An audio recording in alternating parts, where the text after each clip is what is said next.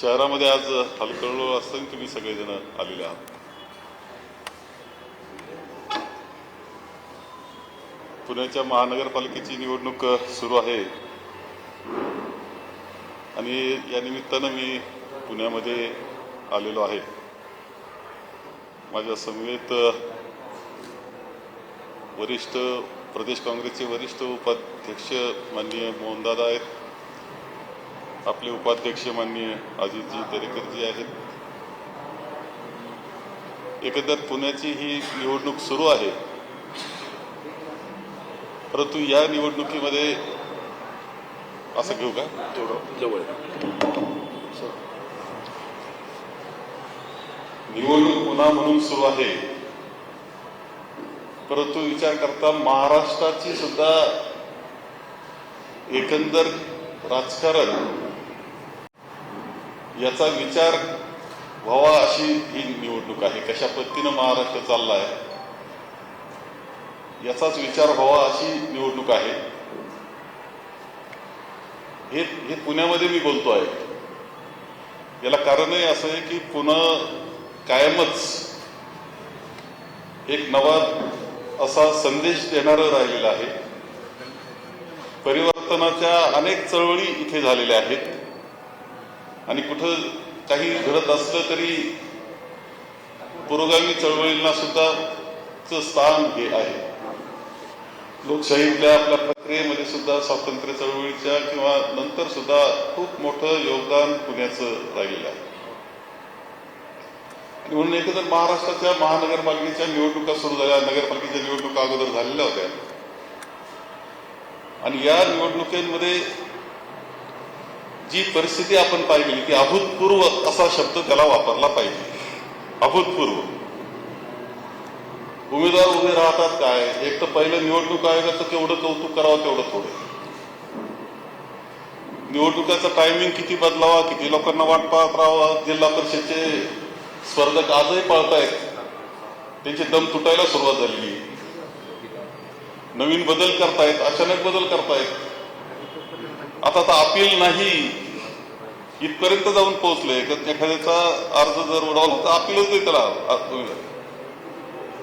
त्याचा एक विशेष वेगळा भाग विशेष बोलण्याचा आहे. परंतु त्यानंतर सुद्धा राज्यामध्ये निवडणुका सुरू झाल्या, नॉमिनेशन झाले आणि उमेदवारी अर्ज भरल्यानंतर काढण्याकरता झालेला दबाव तंत्र, तुमचं मी मीडियावाल्यांचं खूप याच्याकरता कौतुक करीन की प्रिंट मीडियानी तर पूर्ण हेडलाईन त्यांची होती. प्रिंट मीडियाची दंबाजी, दहशत आणि खुनापर्यंत असे असे असे हेडलाईन तुम्ही दिल्या. मला तुमचं खूप आभार मानले पाहिजे की तुम्ही जी वस्तुस्थिती ती प्रामुख्याने मांडण्याचा प्रयत्न केला. सोपं नाही सध्या, म्हणजे सध्या कुणी मांडत नाही असा आम्ही आरोप करत असताना करतो आम्ही आरोप का नाही असं होत आमचं म्हणणं असतं. परंतु तरी दहशत, दंबाजी, खुनापर्यंतचे प्रयत्न हे तुम्ही लिहिलं आणि खरं सांगतो की ज्या पद्धतीनं ते खरं विरोध आहे की दहशत, दंबाजी आणि लालूच देणं आणि खुनापर्यंत याचा तो परिणाम आहे.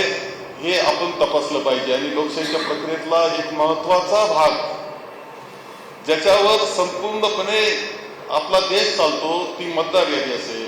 आमचा देश चालतो ती होणारी निवडणूक असेल, निवडणुकीची होणारी प्रक्रिया असेल. ही निर्वेद असली पाहिजे, निकोप असली पाहिजे. पण भारतीय जनता पक्षानं त्याला पूर्णपणे मोडीत काढलेलं आपल्या सगळ्यांना दिसतं आहे. हा तुमच्या आमच्याकरता अत्यंत महत्वाचा प्रश्न हे लक्षात घेतलं पाहिजे.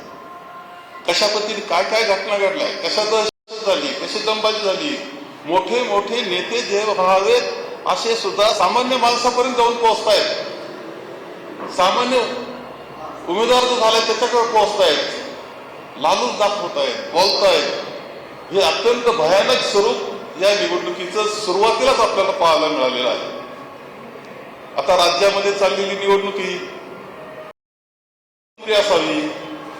एक तर लक्षात घ्या की या राज्याचं एकंदर जी परिस्थिती निर्माण झालेली आहे, ज्या पद्धतीनं पक्षांमध्ये फाटाफुटी झाल्या त्याच्यातून अनेक पर्याय लोकांना तयार झाले.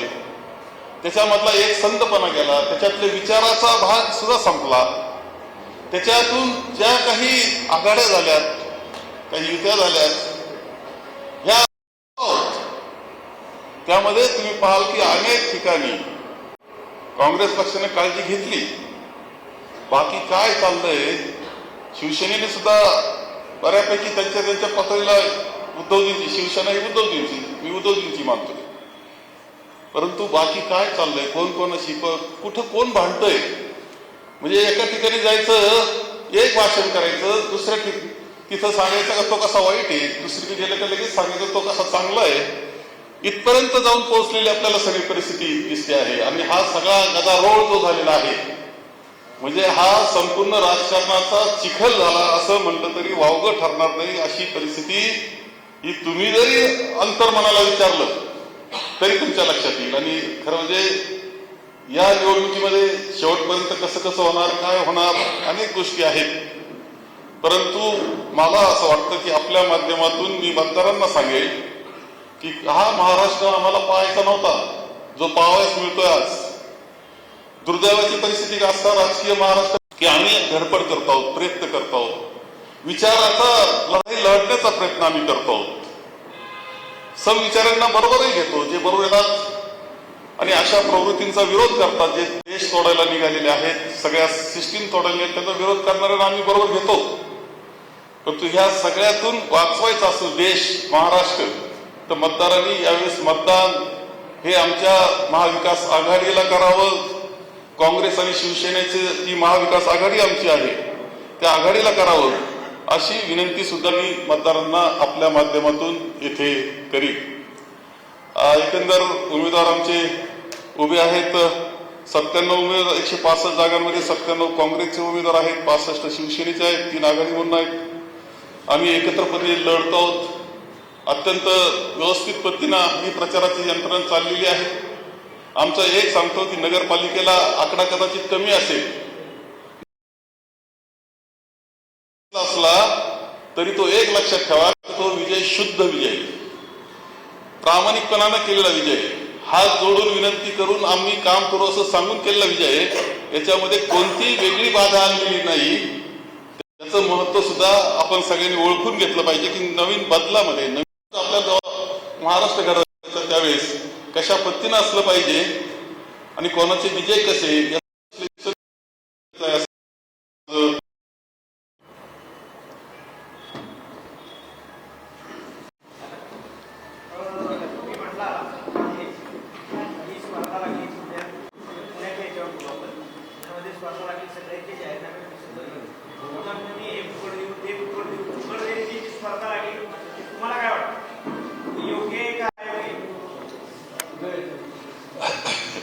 नाही, खरं अत्यंत महत्वाचा प्रश्न आहे. त्यांना तिजोरी जी असते ना ती जनतेच्या पैशातून तयार होते.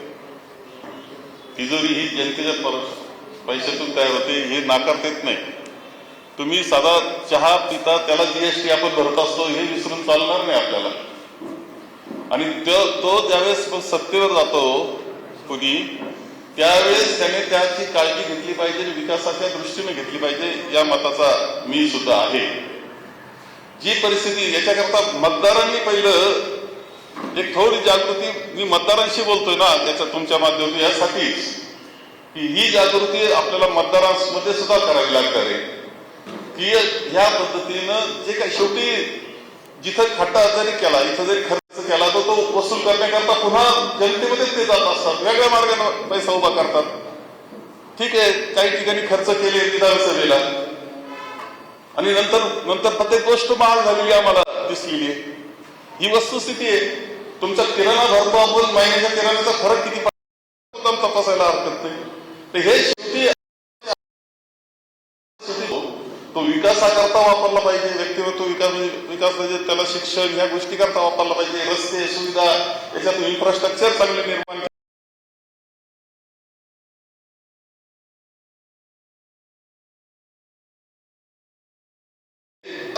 कोणी असो, आपण सगळ्यांनी म्हटलं पाहिजे की नाही या पद्धतीनं जाऊ नका आणि जनतेनं सुद्धा सांगितलं पाहिजे मताचा मी.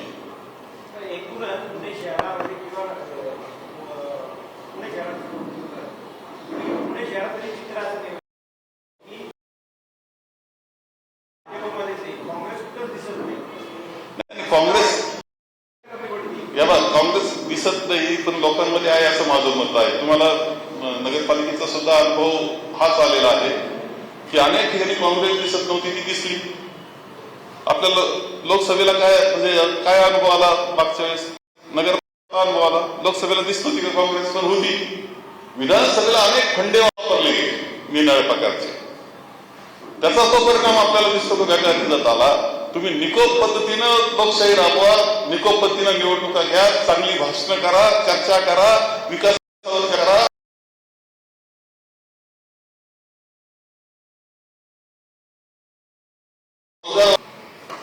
अनेक वर्ष बाळासाहेब शिवरकर काँग्रेसची सेवा करत आहेत. त्यांचे चिरंजीव मात्र काँग्रेस सोडून भाजपात गेले.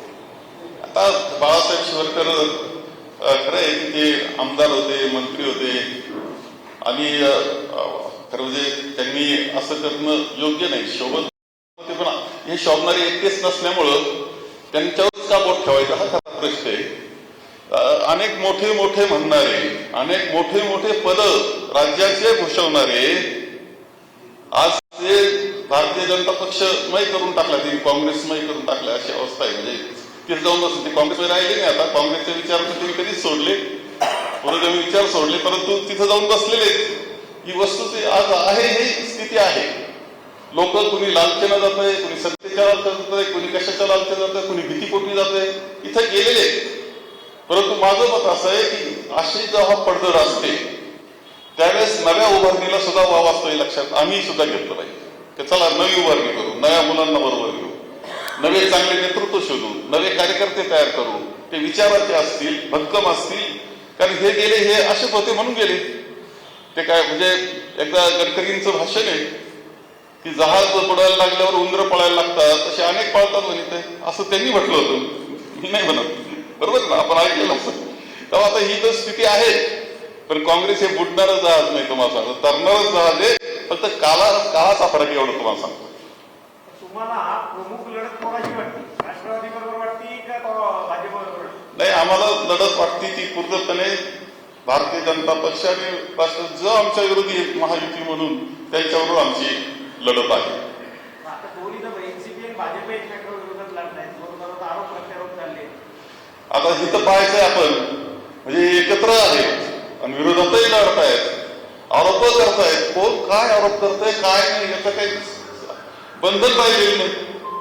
सन्माननीय अध्यक्ष तर आता भारतीय जनता पक्षाचे ते अगदी सुसाट वारं सुटलाय त्यांचा, कुठं काय करतील, कुठं काय होतील. विलासरावांवर ते बोलले. आजही मोठे मोठे नेते अनेक बोलतायत एकमेकाविरुद्ध. जनतेला ओळखलं पाहिजे की ह्या गोंधळामध्ये कुठेतरी एक पक्ष आहे, एक विचार आहे, जो काँग्रेसचा विचार आहे, तो पक्ष आहे, तो शिस्तीनं कमी झाला असेल आमची ताकद, पण विचार भक्कम आहे. त्या विचाराबरोबर चालणारा पक्ष आहे, त्याला ताकद दिली पाहिजे, असं आता जनतेला वाटून गेलं पाहिजे. हे सगळे सत्य करता एकत्र आलेले लोक, महत्वाकांक्षी लोक जेव्हा एकत्र येतात त्यावेळेस जे घडतं ते घडतंय. यांना फक्त सत्ता पाहिजे, त्यांना बाकी लोकांच्या प्रगतीशी, विचाराशी किंवा काम करण्याशी काही देणं घेणं नाही. आणि त्यामुळं जे असे स्वार्थी लोक ज्यावेळेस एकत्र येतात तर वेगळं काय घडणार. अजय पवारांनी पुण्यामध्ये मोफत बस, मोफत मेट्रो नागरिकांना देऊन सांगितले, तुम्ही महसूल मंत्री होते. अशा मोफतच्या ज्या घोषणा असतात त्याच्यामुळं कितपत परिणाम आर्थिक गोष्टींवर नाही, परिणाम तो शेवटी होणार ना. सिस्टीम जाते. पहिली गोष्ट अशा लक्षात ठेवा की त्यातून आपली जी सिस्टीम बसवली असते ती पहिली उद्ध्वस्त होत असते. आता यांचं मोफत ज्यांना माहिती, बाकी काही करायचं नाही, फक्त मोफत बोलायचं, त्याच्यावर लोक भुलतात, याच्यावर त्यांचा विश्वास बसलेला दिसतो आहे. आता अर्थमंत्री ते आहेत, अर्थ खातं आता त्यांनी जे महाराष्ट्रात ज्या पद्धतीनं चालवलं त्या पद्धतीनं इथलंही चाललं तर अवघडच आहे तुमचं सुद्धा. तुमची काय अवस्था आहे खरं सांगतो. इतक्या काळ ते आज तुमचे भारतीय जनता पक्षाचे 100 तरी नगरसेवक, 100 आहे, 10 आमदार आहेत, मंत्री म्हणजे खासदार आहे, मंत्री आहे सगळे. मी तुमच्या मंत्री महोदयाला सांगेन की तुम्ही बालेवाडीपासून हडपसरला एका तासात जाऊन दाखवा. आता की सत्काराला उभं राहू आपण हार घेऊन. काय अवस्था आहे तुमची. इतकं कुठं म्हणजे पुण्याला लोक टाळायला लागले यायला. आम्ही तर म्हणतो अरे पुण्याच्या बाहेर कुठं रस्ता आहे का तिकडे जायचं म्हणजे.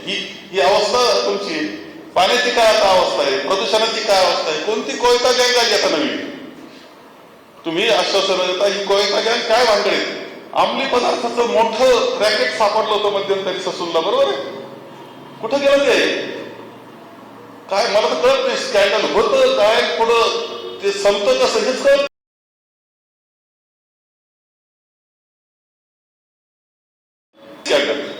किती अंमली पदार्थाचा गोंधळ, की काय कोयता गँग, काय गुन्हेगारी वाढत चाललेली आहे, हे हे हे याच्यावर बोला ना मला. तुम्ही काय केलं? तुम्ही सत्तेत आहे, केंद्रात सत्तेत, राज्यात सत्तेत, इथे सत्तेत, काय पुण्याला तुम्ही दिलं? हा खरा मूलभूत प्रश्न या निमित्तानं आहे. काय दिलं तुम्ही? तुम्हाला लक्षात येईल की काही नाही, फक्त सत्तेकरता काही, नंतर भ्रष्टाचार, हे त्यांचं ब्रीदवाक्य, ते सत्ता लाभवतात.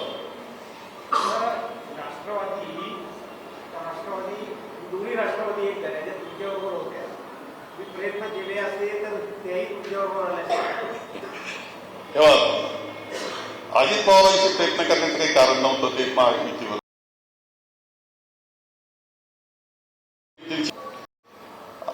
परंतु आदरणीय पवार साहेबांबरोबर आम्ही सतत बोलत होतो, शेवटपर्यंत बोलत होतो, आणि आमचा प्रयत्न होता की आघाडी म्हणून आम्ही एकत्र यावं. मेट्रोचं श्रेय घेण्याची सध्या ही चालली, भाजपमध्ये आणि मेट्रो केली, अजितदादा म्हणतात आम्ही केली, अजितदादा म्हणजे मनमोहन सिंगांनी केली. याच्यात एक लक्षात घ्या, श्रेय पुण्याची जनता आहे. मी म्हटलं ना, पुण्यामध्ये बोलावं काही वाटतं याला कारण असं का, इथे हुशार माणसं आहेत, जाणकार आहेत, सगळ्यांना माहिती आहे की 13 सालीच कमलनाथांनी सही केली, मनमोहन सिंगांनी सही केली, ती मेट्रो मंजूर झालेली आहे. ही वस्तुस्थिती आहे. सांगण्यामध्ये काही त्याचा उपयोग नाही. आता काही सांगतील, प्रगतीच्या गप्पा मारतील, परंतु त्या काही उपयोगाच्या नाही.